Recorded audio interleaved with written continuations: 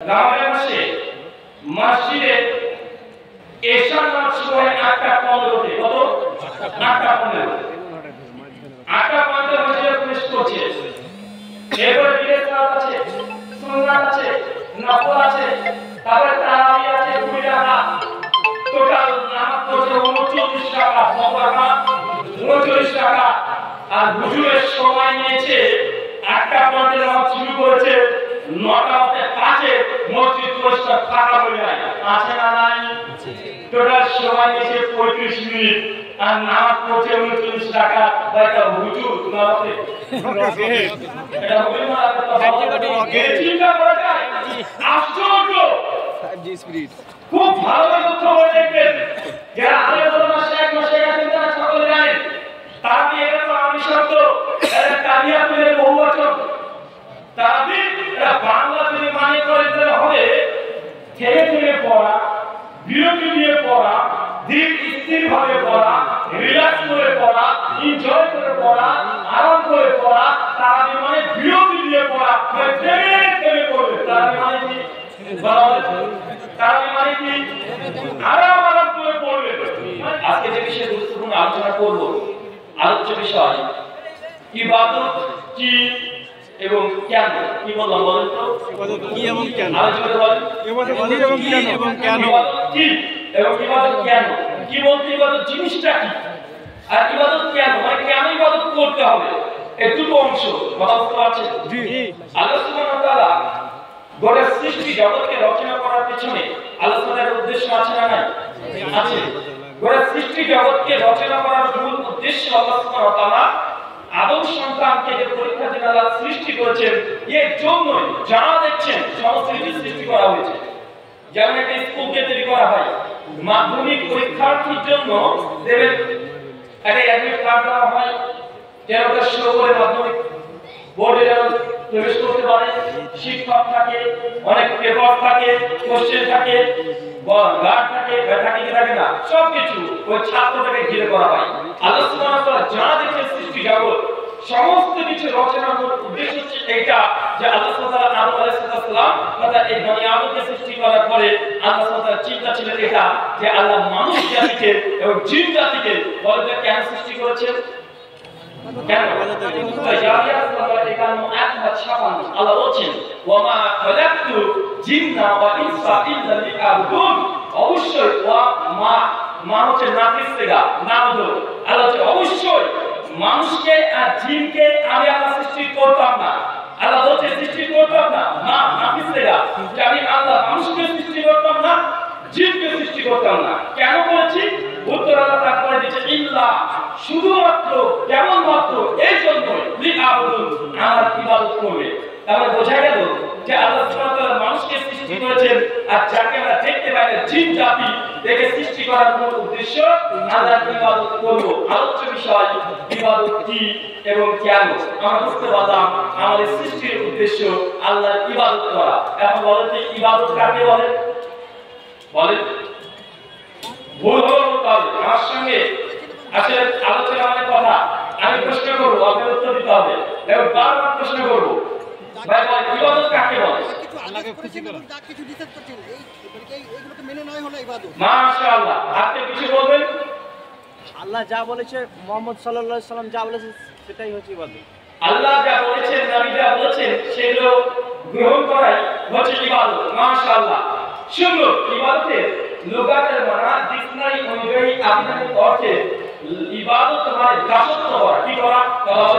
দাসত্ব করা। শেখুল ইসলাম ইমাম ইবনে তাইমিয়া রাহিমাহুল্লাহ তার মিনাতুস সুন্নাতিন নবওয়িয়া প্রথম খণ্ডের ৮০ পৃষ্ঠাে বলেছেন ইবাদত দুটো জিনিসকে বলে। এক, আল্লাহ যা আদেশ করেছেন গ্রহণ করা ইবাদত। দুই, আল্লাহ যা নিষেধ করেছেন ছেড়ে দেওয়া, বর্জন করা, এটা ইবাদত। বুঝতে পারলাম না? ইবাদত মানে আল্লাহ যা আদেশ করেছেন আপনি গ্রহণ করে নেবেন, কোনো প্রশ্ন করা যাবে না। আল্লাহ বলেছেন করতে, আপনি করে নেবেন, এটা হচ্ছে ইবাদত। দুই, আল্লাহ কিছু জিনিসকে নিষেধ করেছেন, আল্লাহ সুবহানাহু ওয়া তাআলা কিছু জিনিসকে হারাম করেছেন, যেগুলোকে আপনি করবেন না, ত্যাগ করবেন, ছেড়ে দিবেন, এটাকে ইবাদত। তো ইবাদতের কত অংশ পেলাম? দুটো অংশ। কি কি? এক, গ্রহণ করা, দুই, বর্জন করা। আপনাকে বোঝার জন্য সুবিধা করে দিই, কয়েকটা উদাহরণ দিই। আল্লাহ সুবহানাহু ওয়া তাআলা পবিত্র কোরআনুল কারীমের একাধিক জায়গায় বলেছেন আকিমুস সালাহ, তোমরা নামাজ কায়েম করো। এবং কেউ যদি নামাজ পড়ে এটা আল্লাহর ইবাদত কি ইবাদত নয়? কেউ যদি যাকাত দেয় ইবাদত কি ইবাদত নয়? কেউ যদি হজ করে ইবাদত কি ইবাদত নয়? কেউ যদি দান করে ইবাদত কি ইবাদত নয়? কেউ যদি বিবাহ করে এটা ইবাদত কি ইবাদত নয়? কেউ যদি চুরি করে এটা ইবাদত কি ইবাদত নয়? না ইবাদত নয়, না চুরি করে ইবাদত নয়। আরে চুরি না করা কি ইবাদত?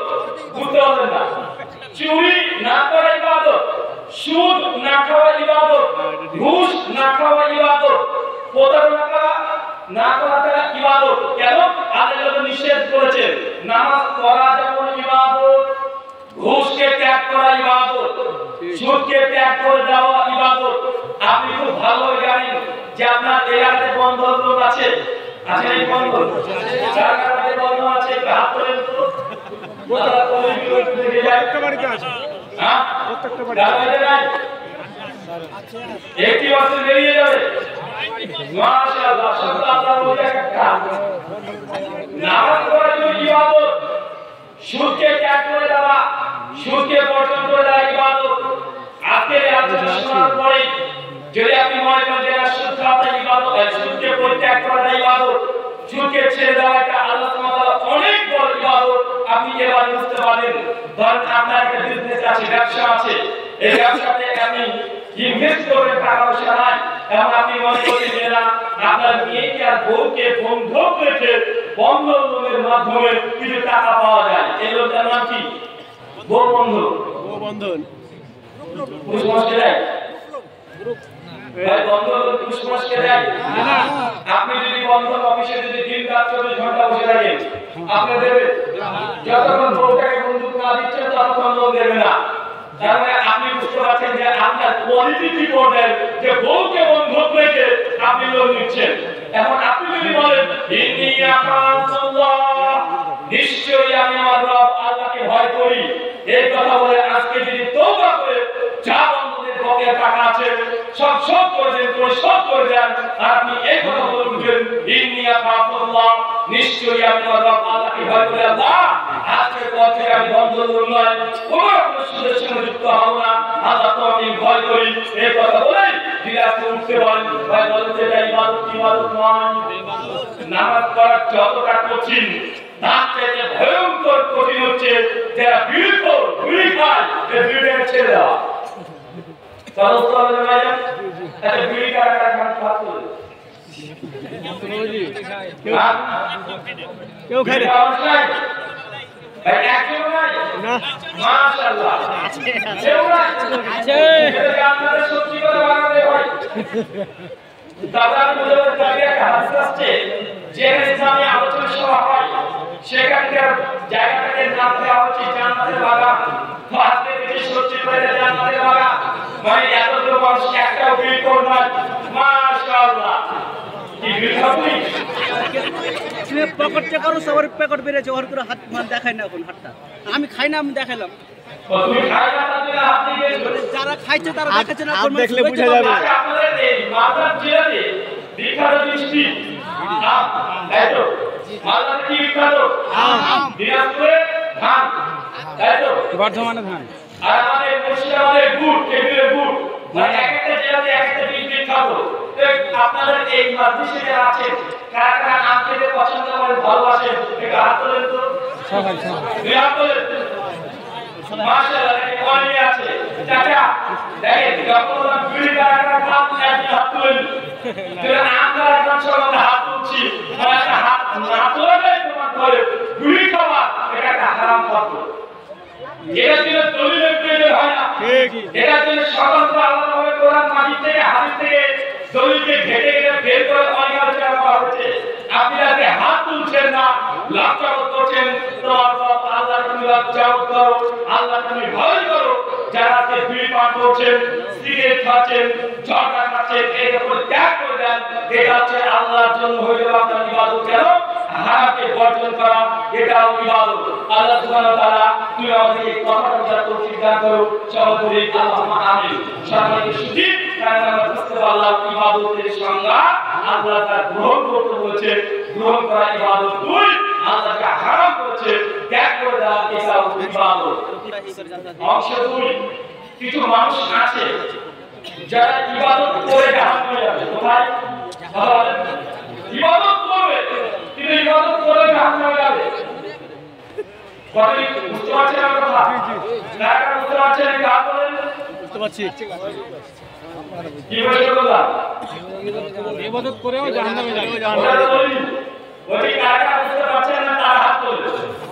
তার হাত তুলেছিলেন। দেখেছেন অবস্থা? চোরগুলো ধরা পড়ে যায়। মানে আমরা বাংলাদেশে হুজুরের বাঙালি, মানে হুজুর আর কাজ করছে হাত তুলতে বলবে না।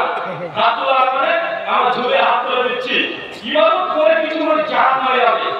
হাতে জুমার দিন ছিল, আল্লাহ মাঝি আলহামদুলিল্লাহ আমাদের পক্ষে নামাজ শেষ সুন্নাতি কিরাতকে নিতে করা হয়।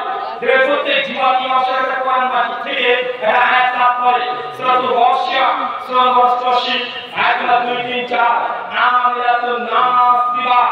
আল্লাহ কোরআন মাজিদে বলছেন এক শ্রেণীর বুঝার বান্দা আছে যারা ইবাদত করে করে ক্লান্ত পরিশ্রান্ত হয়ে যাবে। আমিরাতুন নাসিবা, ইবাদত করে করে ক্লান্ত হয়ে গেছে। আল্লাহ প্রতিদান তাসলা নারুল হামিয়া, আমি আল্লাহ তাকে জাহান্নামে নিক্ষেপ করব।